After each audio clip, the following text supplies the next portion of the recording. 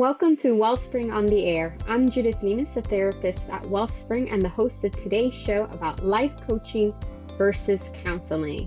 Here to share with us on this increasingly relevant topic is Lindsay Steffen. Lindsay, so grateful to have you here. Do you want to introduce yourself? Yes, thank you, Judith. My name is Lindsay Steffen, and I'm a licensed mental health counselor at Wellspring. And I'm also now the clinical manager, so I'm over our therapist team. So kind of split time between admin and seeing clients still. Wonderful. Awesome to have you, Lindsay, Yeah. and to telling us about this today. Can you just go ahead then? Let's get into it. What exactly is life coaching for all of us to know? Yeah, so probably people know Wellspring more for we're counselors who are Christians. We do Christian counseling. We see people of all backgrounds though, so you don't have to be Christian to come to us. But yeah, today I want to differentiate what is life coaching, what is Christian counseling or counseling in general, and is there any overlap? Because this is something we may offer at Wellspring one day. So obviously we do the therapy side already. But life coaching, it is actually different than counseling and traditional Mhm, therapy. It's a different type of service offered. So, one psychologist, she says that the coaching piece ideally comes in once you've done your deeper work. So, it would be ideal to do some of that deeper work, maybe things from childhood or trauma that you want to move past, any negative life experiences. And then the life coaching comes in as a more goal-oriented type of session. So it's more, what do I want to do with my life? What strengths do I have that I could use to meet current present goals? Like what inspires me? What am I passionate about? mhm, Some people don't choose to do therapy though. They might just jump right to life coaching, and that's still helpful. That's okay. Some people don't want to do, deeper childhood work. Obviously, as counselors who work with trauma, that is more our bias, that it's good to just clear out all the roots of anything that's happened in life and really process and move past those painful emotions. Um, but just jumping to life coaching would still have a benefit because it helps you um, be motivated when you work with a life mhm, coach. They help you strategize, they hold their clients accountable. So you're specifically working on life goals. And I'll get into that a little bit later. What types of life goals would they specifically help you with?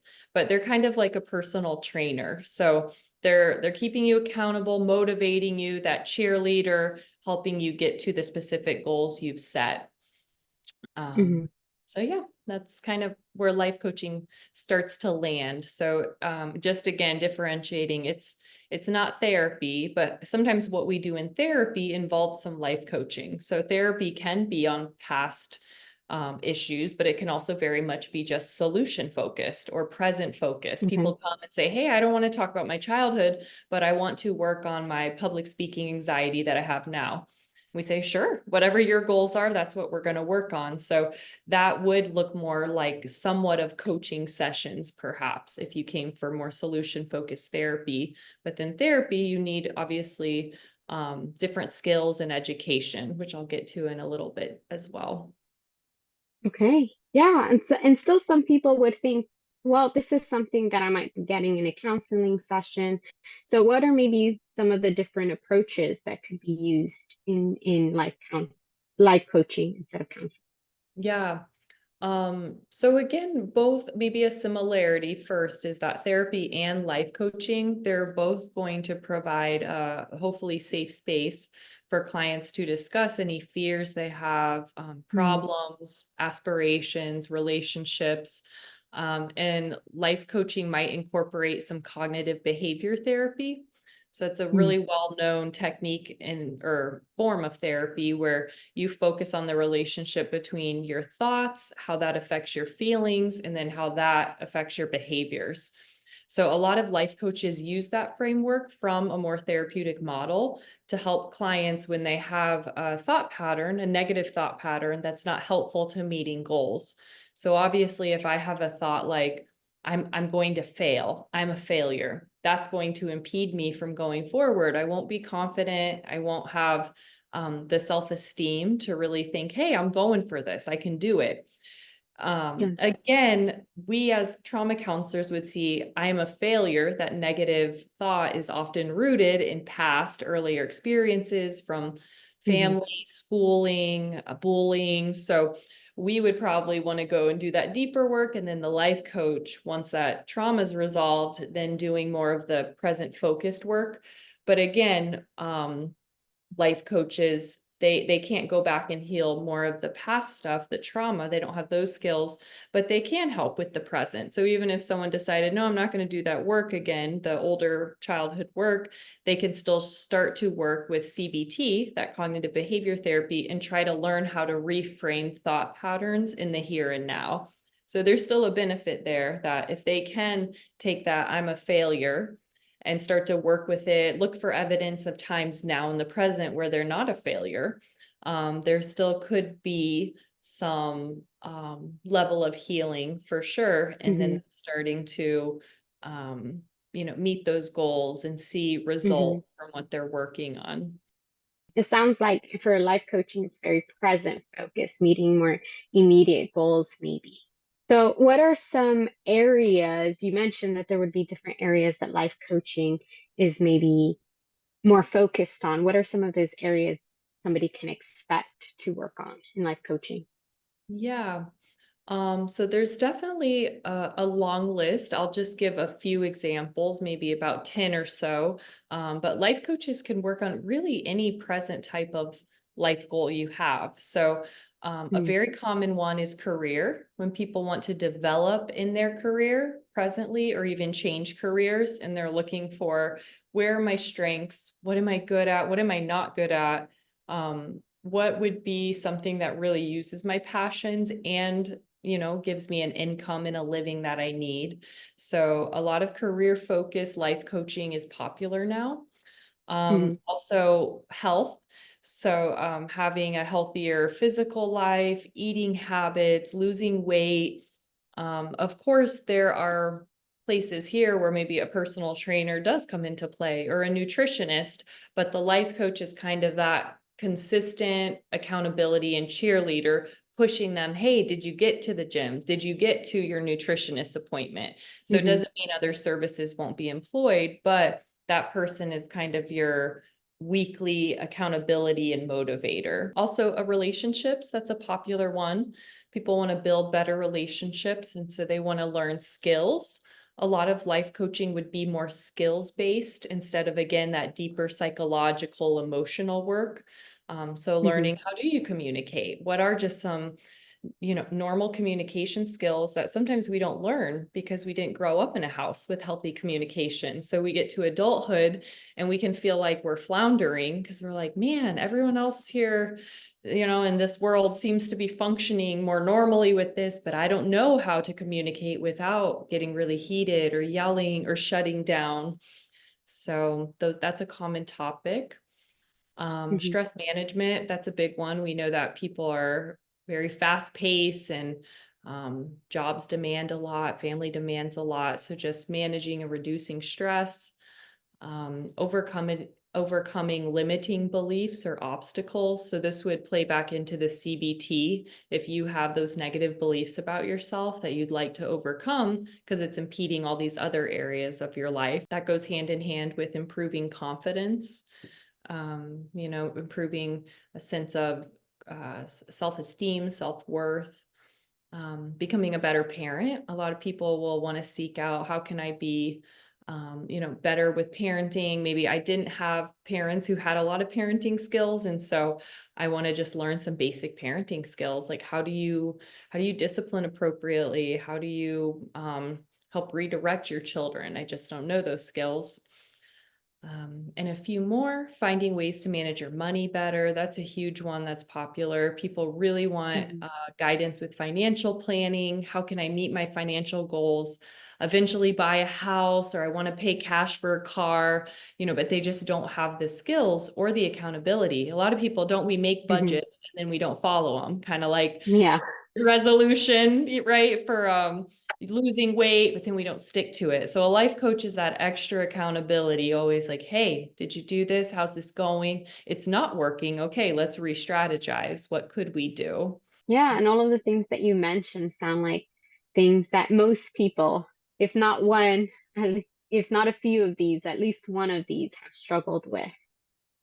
Absolutely. Yeah, this list, I think that probably in different seasons of life, we all face these different stressors and could use some help. So I agree.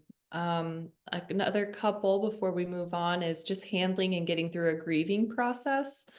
Okay, I yeah. think in there that is going to probably also need some therapy, in my opinion, as a counselor, but there are life coaches who will work through a grieving process with someone. And it's more like you'd say, I don't know if you'd say protocol or procedure, but it's more presently, what do we do? What are the rituals to move forward? And maybe not such that deeper emotional work. It's more action oriented.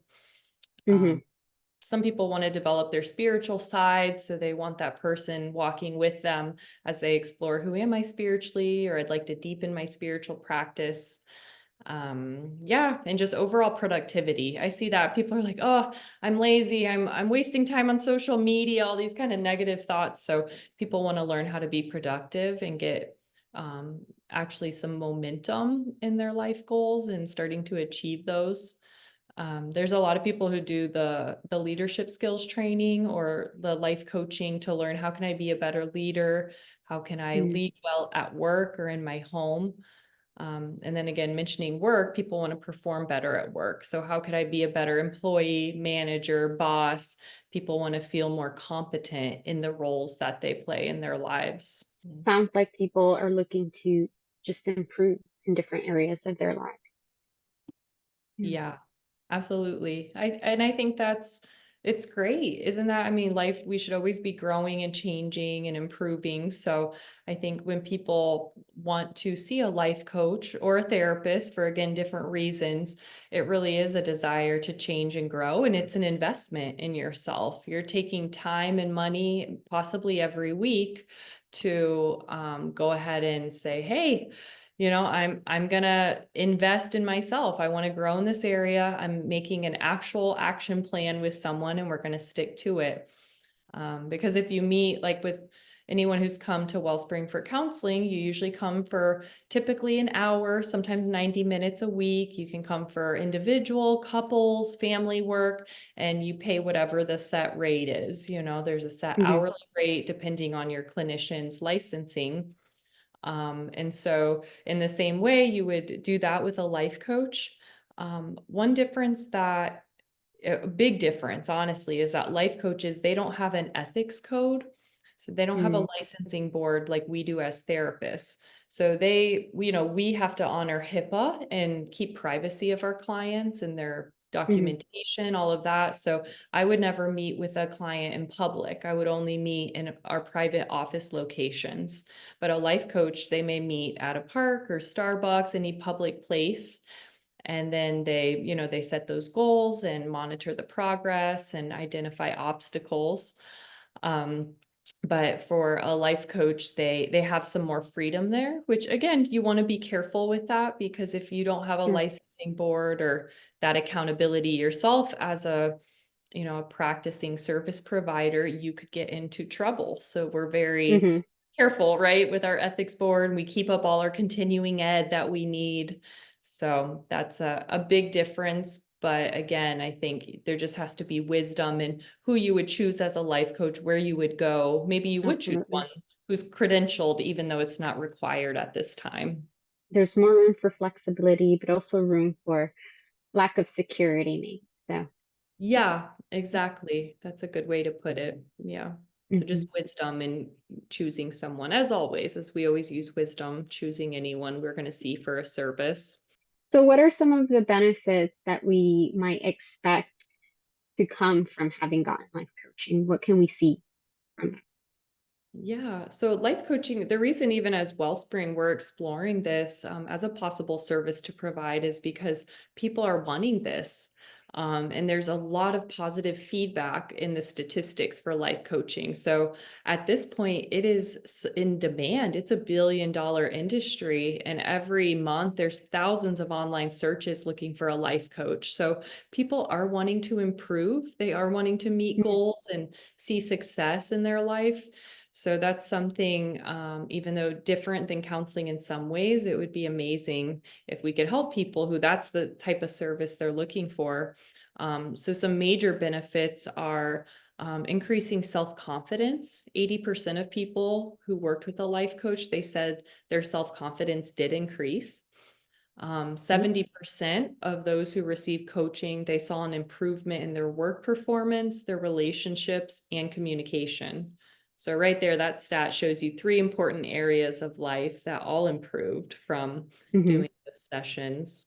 73% of those who hire a coach, they report that it's helped them improve, again, their work performance, communication skills, interpersonal skills, relationships, work-life balance, and wellness.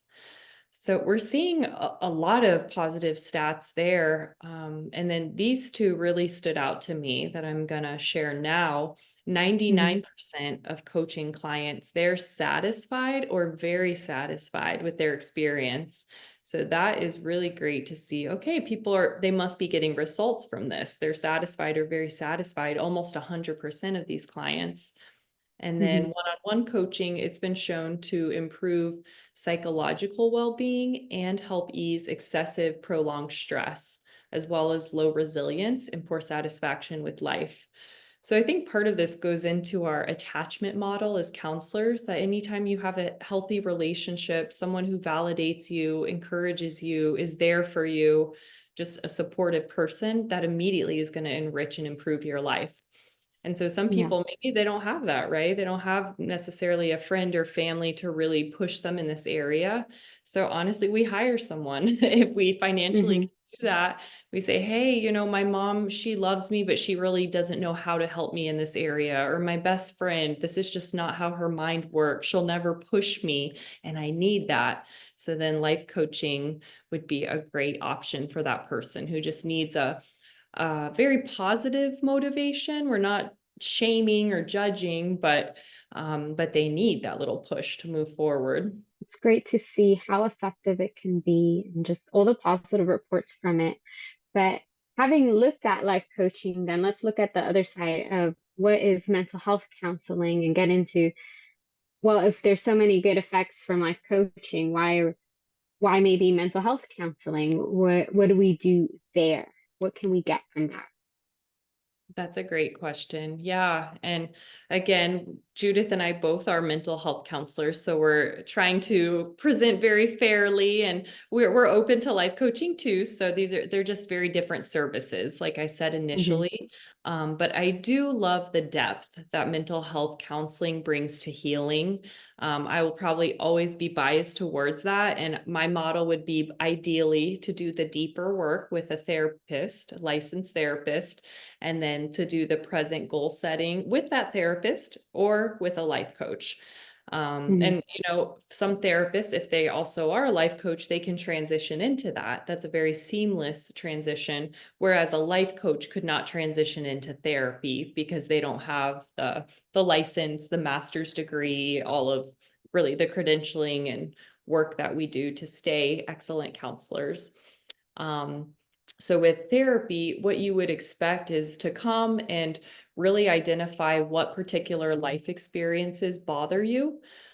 It could be just present ones, or it could be past. It depends on the client and what they want. And you're looking for ways that these experiences limit in the way you show up in the world and how you see yourself in the world. So we're really wanting to, through therapy, explore what particular life experiences you've had in the past and clearing a lot of that baggage and the hurt and the pain. Hmm. So we're wanting to get the root. That's always my word, is I want to dig out the root. I don't just want to prune the branches. And some clients come and they do just want to prune the branches, and I honor that, and that's okay. That's still valuable and worth doing. But I love when a client can really have the fuller experience of healing and we can get the roots out. And then they don't have those old triggers coming up or old anxieties surfacing here and there in their present Yeah. life. Personally, with some of my clients, I've experienced maybe they've come in trying to do that pruning work, like you said, and it's helpful.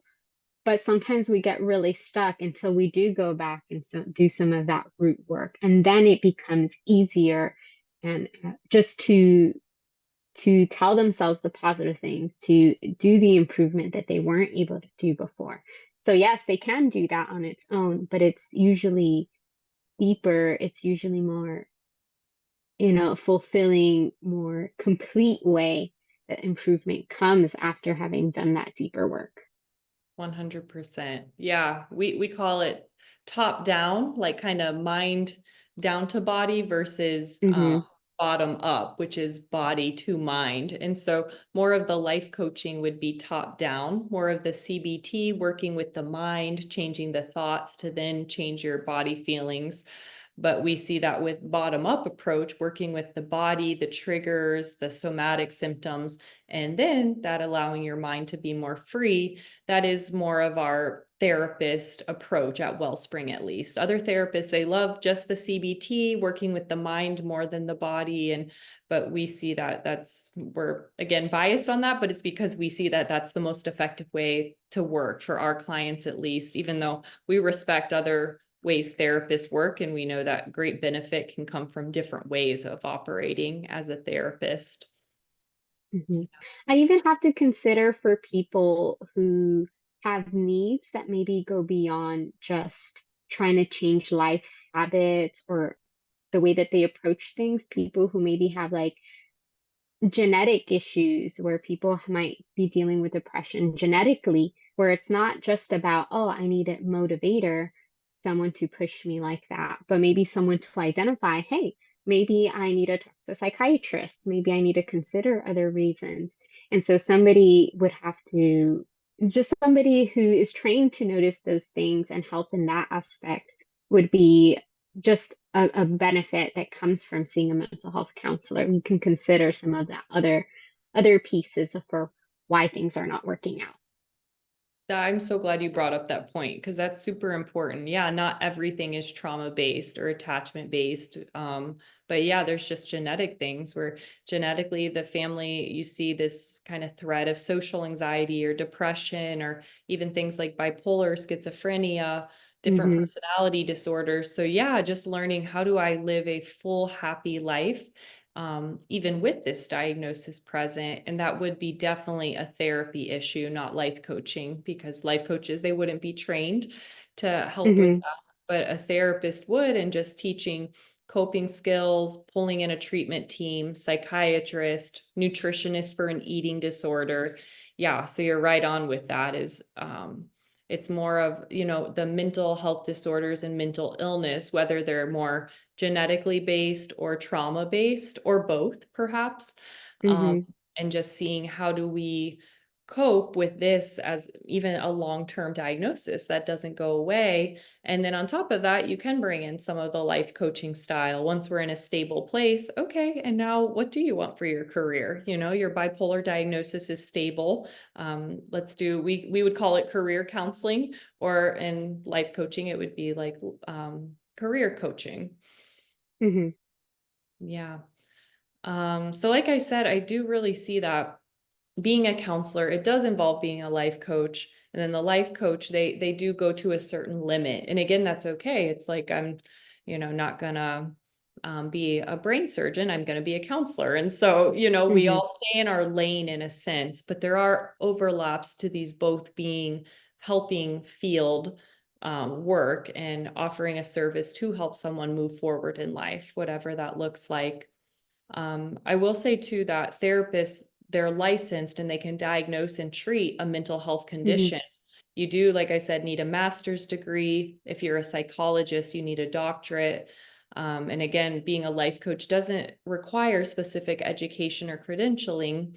And so you just, again, with wisdom, choosing someone who perhaps has done courses in life coaching who does belong to a credentialing board. Because really anyone at this point could say, I'm a life coach.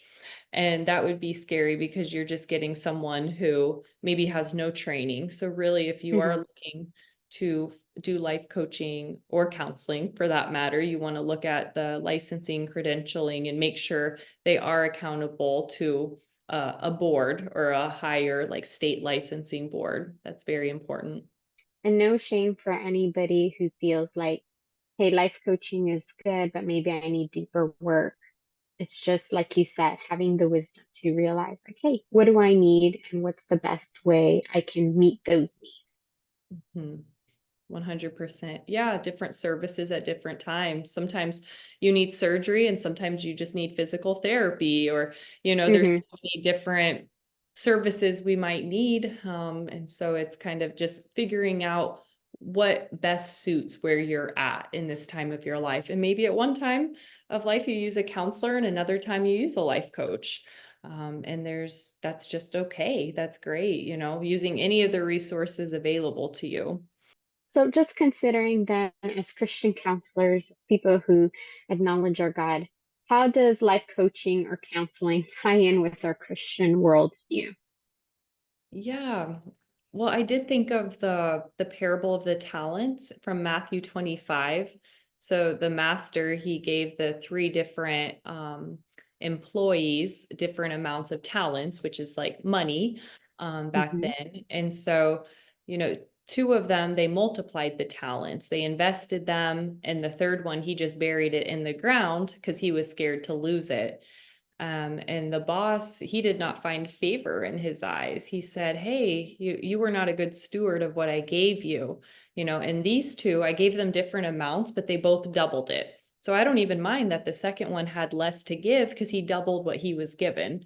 And so I think that concept of just being a good steward of what God has given you, which if that's, hey, God has given me or allowed me to live a life like this. Maybe there are things Hmm. that happened early on that I had no control over, but what can I do now? I can say, even as a counselor, I have invested in therapy in my life. I felt like I was being a good steward with my money to heal some of the emotional Hmm. things that I've gone through, because I wanted to be a great friend, a great daughter, a great spouse, a great counselor, being able to relate with people well. So I think in the same way, life coaching too, it offers you to steward your strengths and the gifts God has given you in your personality well, because you get some guidance, and we all need guidance. In Proverbs, it says, with many counselors, plans succeed. So, and that doesn't just mean counselors, but that means many Hmm. people giving wisdom and advice. And so I think that with counseling or life coaching, if God is showing you, hey, this would be a good investment of your time and money, that would be wonderful. Hmm. No, just thinking how, just like you said, investing in that, it leaves you more free to live the life that God intends or is calling you to do. To that life that God is calling you to live, it leaves you more free and open it and free of that weight, just so you can focus on it better. Yeah, absolutely. Again, you're clearing out the baggage to see things clearly in the present and maybe approach problems or issues even with more clarity, more wisdom, and Hmm. more effectively. So yeah, and just I know we're reaching time, but I want to mention one last verse. Jeremiah 29:11, very popular for people who have maybe been in church or have read through their Bible. For I know the plans I have for you, declares the Lord, plans to prosper you and not to harm you, plans to give you a hope and a future. So I just like the reflection of planning here. God plans. He thinks about our future. He has plans for our future. So planning really is a good thing. We don't want to just Hmm. kind of float through life or let the wind blow us where it does. It's wise for us to plan out well. And again, we know God's sovereign. He may change our plans or life may change our plans, but at least we're setting ourselves up wisely on a path that we Hmm. think is, a place He would be happy with us being, and He directs us as we go. So I've learned in life that you hold plans loosely because they change a lot, but you Yeah. can your best to set yourself on the course that you think God has for you, or that God reveals that he does have for you. Personally, I often think about it as taking that first step in faith that there are plans. So I'm getting ready because there's plans coming, and this is my first step in faith.